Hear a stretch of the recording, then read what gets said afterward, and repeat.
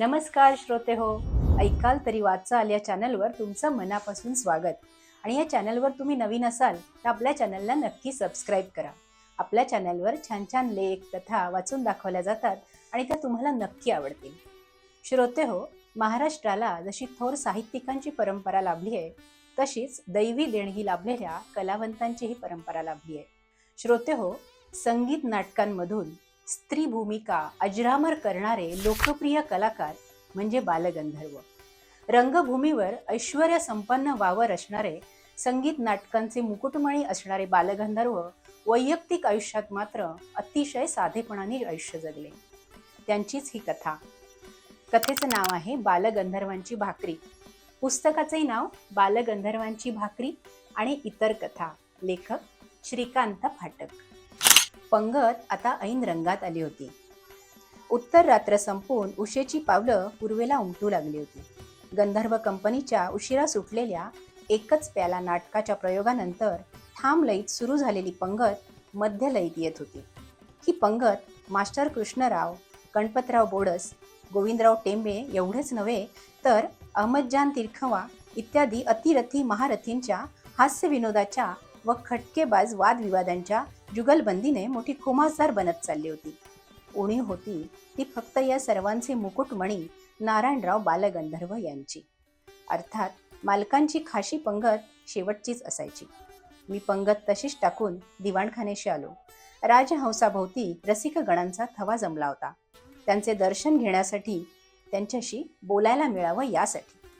या सर्व रसिक प्रेक्षकांशी बोलताना बालगंधर्वांची मान लीनतेने झुकत होती. होय बापा, कसचे देवा, असे मधून मधून ते पुटपुटायचे. नाटक संपल्यानंतरचा हा नेहमीचा प्रवेश होता. मी मालकांना म्हटलं, मालक, पानं घेऊ का? उत्तर रात्र येऊन ठेपली. असं म्हणतात आत्या? होय मालक, आता विनाकारण उशीर कशासाठी? सर्वांची जेवणे झाली का? होत आली. काही जण अजून भैरवी आळवीत आहेत. असे असे जमलेल्या मंडळींना उद्देशून मालक म्हणाले, म्हणजे ताक भात बरं का देवा, आमचे तात्या देखील संगीताच्याच परिभाषेत बोलतात. आलेली मंडळी खो खो करून हसली. सर्वांनी मालकांचा निरोप घेतला. महमद टांगेवाला मात्र होता. तो मालकांना म्हणाला, नारायणराव, आज तो आपने कमाल किया. काय आवाज, काय तयारी, आम्ही तर बेहोश होऊन गेलो. आज तर पुरते कप्पलक बनलो. कर्जाचा बोजा तर वाढतच चाललाय आमच्यावर तुमचा रोजच्या रोज. ही तारीफ मात्र खूप झाली देवा. खरंच नारायणराव, आम्हाला गंधर्व या शब्दाचा अर्थ माहिती नव्हता, पण जेव्हा कळलं की गंधर्व म्हणजे जन्नतमधले गायक, तेव्हाच पटलं की तिलक महाराजांनी तुम्हाला ही पदवी का दिली. देवा, लोकमान्यांनी मला उंचावर बसवलं, पण तुम्ही तर मला डोक्यावर बसवीत आहात. नाही नारायणराव, तुम्ही आमच्या काळजात रुतून बसला आहात. मी मध्येच म्हणालो, महमद भाई, उद्या टांगा झुंपायचा ना तुला? रात्र उलटून गेली आहे. मालक अजून जेवायचेत. तुम्ही लोक जेवूनच आला असाल नाटकाला. तात्या, तुम्ही म्हणता ते बराबर आहे. बरं आहे नारायणराव, येतो मी. टांगेवाला गेल्यावर मालक म्हणाले, तात्या, काय बोलणे हे? बरे, ते तर आमचे मायबाप आहेत. त्यांच्या प्रेमामुळेच तर मी तरलो आहे. माफ करा मालक, मला या देवांना तुमच्या जेवणाची आठवण करून द्यावी लागली, याचं दुःख होतंय मला. येत आहे ना मालक आता जेवायला? आलो आलो. हे दागिने तेवढे तिजोरीत ठेवून येतो. आता उशीर करू नका मालक, पानाची तयारी करीपर्यंत यावं आपण. मालक येऊन पाटावर बसले. मी तव्यावर भाकरी टाकली. तव्यावरून परतल्यावर ती फुललेल्या निखाऱ्यावर टाकली. भाकरी चेंडूसारखी फुगली. भाकरीच्या खरपूस वासानं स्वयंपाकघर भरून राहिलं. मी भाकरी चिमट्यानं अलगद उचलली आणि मालकांच्या पानात वाढली. म्हणालो, मालक, रसगुल्ले घेणार का? रसगुल्ले? नको नको. नाही म्हणू नका मालक, निदान बघा तरी कसे झालेत ते. तात्या, तुम्ही केलेले म्हणजे चांगलीच असणार, त्यासाठी खाऊन बघायला नको? आणखी एक भाकरी वाढा म्हणजे झालं. नाही मालक, तुम्ही आज रसगुल्ले खाल्लेच पाहिजेत. का बरं? आज काही विशेष आहे का? लहान तोंडी मोठा घास तर होत नाही ना मालक, पण असं ऐकलंय की आर्थिक संकटातून मालक मुक्त झाले आज, त्यासाठी तर रसगुल्ले केलेत मी. मी जर रसगुल्ले खाल्ले तर मात्र तू म्हणतोस तसा मोठा घास होईल. तुला माझे वागणे ठाऊक आहे, पण तू म्हणशील मी असे नवे नवे शालू खरेखुरे सोन्या मोत्याचे दागिने घालून मिरवतो. देवा शपथ, मी असं कधीच म्हणालो नाही. माझ्या मनात देखील कधी आलं नाही ते. पण ते ऐश्वर्य असते प्रेक्षक देवांसाठी. देवपूजेला आपण कसे सोवळे नेसतो, मी नेहमी मनाला बजावित असतो. इदं न मम. माझ्या खाजगी आयुष्यात मात्र मी स्वतःचे जीवन जगायला हवे. मी एक साधा सुधा देशावरचा गरीब माणूस आहे. चटणी भाकरीवरच माझा देह पोसलेला आहे. मी मुकाट्यानं चुलीशी गेलो. आणखी एक भाकरी थापली. भाकरी थापताना ओर भरून येत होता, कंठ दाटून येत होता. पंचांनी डोळे पुसले, मन आवरलं. मालकांना भाकरी वाढली, आमटी आणि साईचं दही वाढलं. मालक न बोलता जेवत होते. मालकांना भाकरी खावी लागते एवढंच माझं दुःख नव्हतं, तर मालकांना मी केलेली भाकरी मनापासून आवडतच नाही हे खरं दुःख होतं. मालकांना मी केलेली भाकरी आवडावी म्हणून आत्तापर्यंत मी अनेक प्रयोग केले होते. कधी ज्वारी बाजरीची पिठं मिसळून भाकऱ्या केल्या, तर कधी आंबे मोर तांदुळाच्याही भाकऱ्या करून वाढल्या होत्या. कधी पटणी तर कधी नाचणी, दुधातली दशमी सुद्धा करून पाहिली. कधी मऊसर तर कधी कडक, पण यातली कोणतीच भाकरी मालकांना मनापासून आवडली नव्हती. आज तर त्यांच्या पुढ्यातच मी भाकऱ्या करायला बसलो होतो. आज भाकऱ्या पण जमून आल्या होत्या, पण मालकांची समाधी ढळेल अशी भाकरी करण्यात मला अपयश आलं होतं. कारण आजची देखील भाकरी त्यांना मनापासून आवडलेली नाही हे मी ओळखलं. मालकांचं जेवण होत आलं. मी त्यांना म्हटलं, मालक, एक अर्जी आहे. त्यांचं माझ्या बोलण्याकडे नीटचं लक्ष नव्हतं. मला काही म्हणालात का तात्या? होय मालक, मला आता रजा द्यावी. म्हणजे काय तात्या? माझं इथे लक्ष लागत नाही. असे काय झाले बरे? काय सांगू मालक, तुमचे जसे गाण्यामध्ये स्थान आहे तसेच माझे देखील माझ्या क्षेत्रामध्ये स्थान आहे असे मी समजत होतो. पाककलेतला मी नारायणराव बालगंधर्व आहे असे मी अभिमानाने सांगत असे. पण मालकांना आवडेल अशी साधी भाकरी सुद्धा मला करता येत नाही. असं का म्हणता तुम्ही? आजच्या भाकऱ्या त्या चेंडूसारख्या फुगल्या होत्या. त्याचा खरपूस वास अजूनही दरवळतोय. पावसाच्या पहिल्या सरीबरोबर येणाऱ्या मातीच्या वासानंतर मला हाच वास आवडतो, भाकरीचा. तरी सुद्धा त्या भाकऱ्या मालकांना मनापासून आवडलेल्या नाहीत. गाण्यातले जसे दर्दी ओळखता येतात तसे खाणाऱ्याने दिलेली दाद मला ओळखता येते. मालक तर कशालाच वाईट म्हणत नाहीत, स्वतःची तारीफ म्हणून सांगत नाहीत. पण मालक जर चांगले खवय्ये असते तर दुनियेतली सारी पक्वान्य करून घातली असती. पण या भाकरीनेच माझं गर्वहरण करून टाकलंय, म्हणून म्हणतो मालक, मला रजा द्या. मला हसू येतं तात्या तुमचं बोलणं ऐकून. इथं येण्यापूर्वी नाटकात कामबिम करत होतात की काय? रजा वगैरे काही मिळणार नाही. उद्यापासून तुमचा पगार मात्र 10 रुपयांनी वाढवलाय मी. मला पगार नकोय मालक, तुमच्याकडून शाबासकी हवी आहे.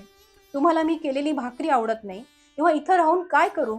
निदान मालकांनी मला एवढं तरी सांगावं की तुम्हाला कशा प्रकारची भाकरी आवडते. मालक जरा विचारात पडले. कुठल्या तरी जुन्या स्मृतींच्या जगात वावरत असल्यासारखे भासले. आंबट तुरट अशा आठवणी त्यांच्या चेहऱ्यावर झळकून गेल्या. ते म्हणाले, तात्या, मला आठवते, लहानपणी आई मला शिंक्यावरच्या टोपलीत ठेवलेली भाकरी देत असे.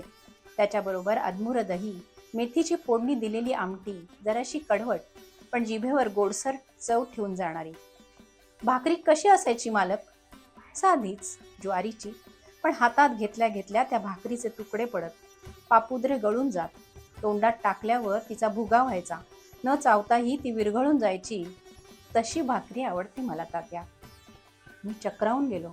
अशा प्रकारची भाकरी आवडते मालकांना? मी तसाच बसून राहिलो. मालक केव्हा निघून गेले ते मला कळलं सुद्धा नाही. गोविंदाने मला जेवायला बोलवलं तसा उठलो. गोविंदा म्हणाला, तात्या, रसगुल्ले वाढू का?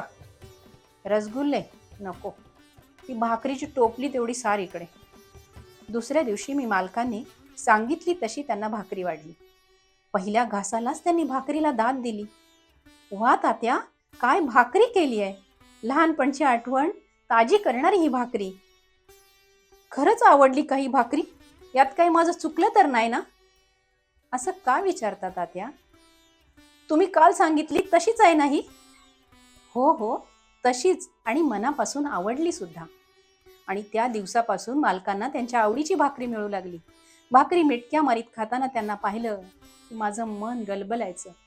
ऐश्वर्य आणि कीर्तीच्या शिखरावर विराजमान झालेल्या नाट्य क्षेत्रातल्या या अनभिषिक्त सम्राटाला प्रत्यक्ष बालगंधर्वांना त्यांच्या जेवणात रोज भाकरी एके भाकरी असं पक्वान्न मी वाढत होतो.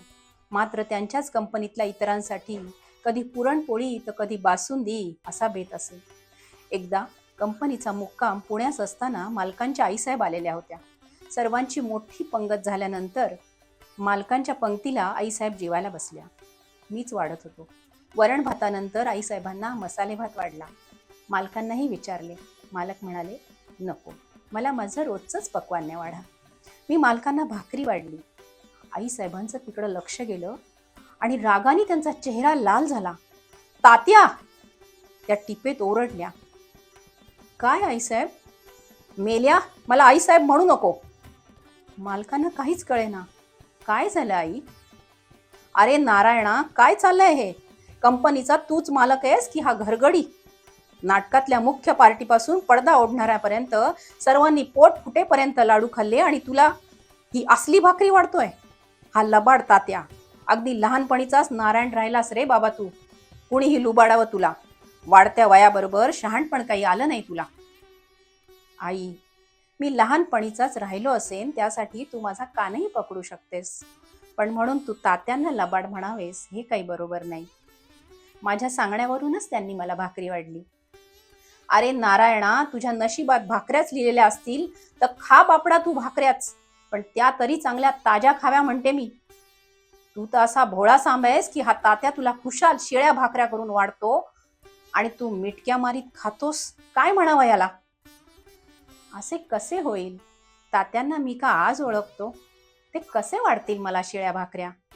मग तूच विचार की, या भाकऱ्या ताज्या आहेत की शिळ्या त्या? तात्या, आई म्हणते ते खरे का? मी मोठ्याच पेचात पडलो. काय बोलावं हेच कळेना. कसा बोलेल तो? लबाडीचे भांडे फुटले ना त्याचे, लडदू मेला. आई, त्यांना जरा बोलू दे. तोंड का धरलंय मी त्याचं? मी चाचरत म्हणालो, मालक, मी वाढलेली भाकरी तुम्हाला आवडते की नाही ते आधी सांगा. हो तर आवडते की.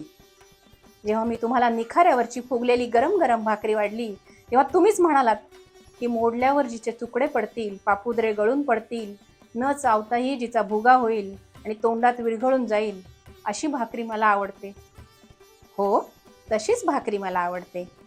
मग मी वाढलेली भाकरी तशीच होती ना मालक? होती, पण ती शिळी होती का तात्या?